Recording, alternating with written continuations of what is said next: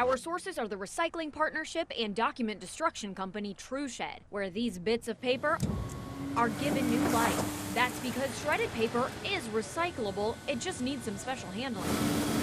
The recycling partnership tells us most material recovery facilities, where mingled recycling bins get emptied, can't process paper shreds. They're too small. That's where companies like TrueShed come in. Most of our clients view what we do as a security function, but what a lot of people don't realize is we also get excited about recycling. Jason Knight and his team process paper for clients all over the DMV. Shredded paper is dumped out of the truck into a baler, compacted into refrigerator-sized blocks, wrapped in wire, and shipped to paper mills. White paper like this will get turned into new computer paper. If there's a little bit of color mixed in with it, usually it gets turned into paper towels, but either way it's getting used for a secondary purpose. And that recycling has a big impact. And on here we're displaying CO2, methane, as well as CO and water. This Cessna 402B is packed with instruments that measure heat-trapping greenhouse gases. We're looking for signatures coming off of power plants and also urban plumes. Hannah Daly is a graduate student at the University of Maryland who conducts part of her research in the friendly skies, monitoring instrumentation and analyzing real-time data. When we're flying, I'll notice a trend like this and say, wow, that was interesting. Maybe we should fly back and look at it. Hannah and her colleagues are tracking greenhouse gas fluxes through plumes from power plants, landfills, wastewater treatment facilities, and wetlands, all of which contain methane. Black carbon is another important air quality metric they're monitoring. You don't want it to be too high. It could cause issues with your breathing as well as your life expectancy. Too far away from DC. Jinrong Ren, a physical scientist with the National Oceanic and Atmospheric Administration, emphasizes the importance of a better understanding on the air pollution impacts on people, animals, and plants. We do some calculation on the air quality as well as greenhouse gas emissions, and those data will be provided to the state and federal agencies. Collecting critical greenhouse gas and air pollution data from the air is only part of the equation. When that monitoring equipment isn't being used inside the plane, it's moved inside this mobile lab referred to as Noah's Ark.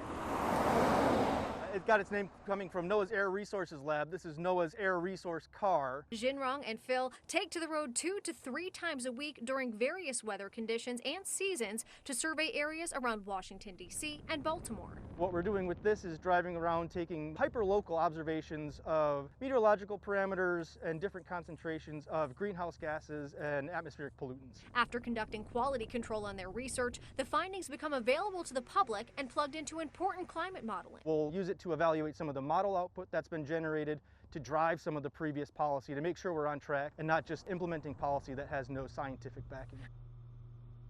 Some people need a push. And I actually worked out for 30 days straight. To put health first. I followed an optimal wellness plan. But what Donise Tyler needed, did that for my 50th birthday, was a pause. I was just really doing a lot at work and just going and going and going.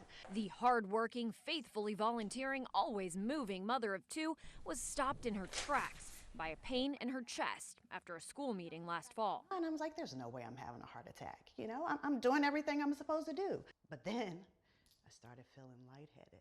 And I was like, oh my goodness, you know, I'm gonna have to go sit down. And thank goodness I was there with a bunch of other mothers.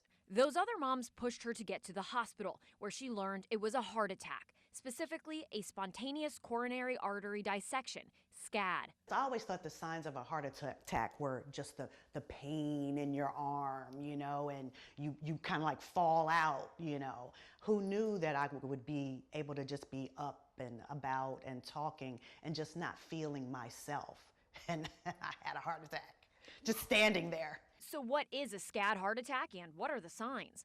We checked with Johns Hopkins' Dr. Aaron Mikos and the American Heart Association. It really is a sudden event. SCAD occurs after a tear in heart tissue blocks the artery. It's more common in women.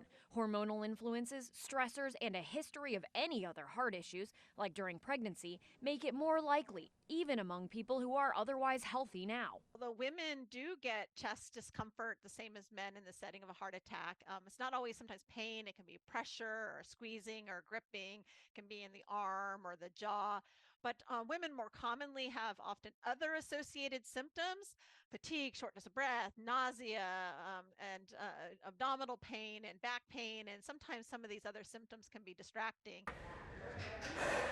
Now Donise meditates, has learned the art of saying no, and attends cardiac rehab 3 times a week to get her heart pumping safely. They are able to monitor me. But what really gets her blood flowing? I'm trying to spread the word, get it out there, just so people are aware that the normal signs of a heart attack that we've heard for years may not necessarily be your signs. What would you want women to know about your story? Pay attention to your body and get checked out. With your Verify, I'm Abby Larico. Good morning, good morning, good morning, Mom. Always a greeting. All right. From David Flythe. Yeah. Mr. Flythe to the kids.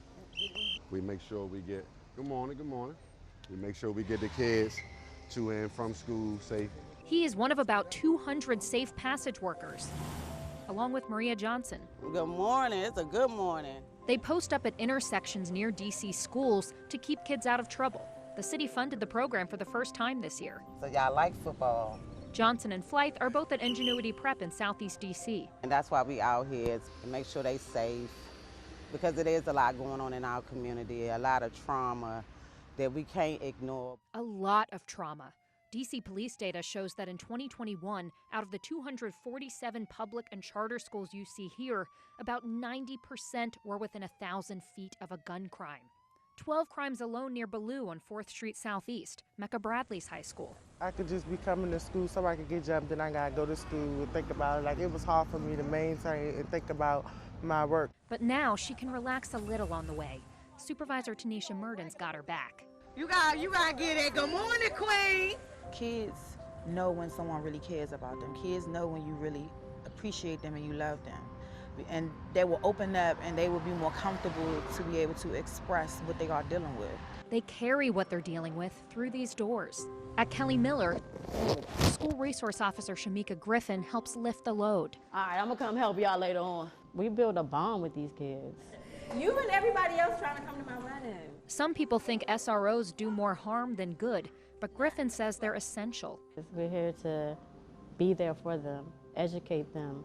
If the kids are letting you know what's going on, you can alleviate a lot of the stuff before it even touches the street. But if it does spill out to the streets, a green vest is ready to step in, like Victor Battle. You can have the credibility to say, hold on, let me talk to you a second before you go do something that you don't really want to do. Johnson calls that love. No, it's just like when you come in the house and your grandma got some warm cookies for you, you know?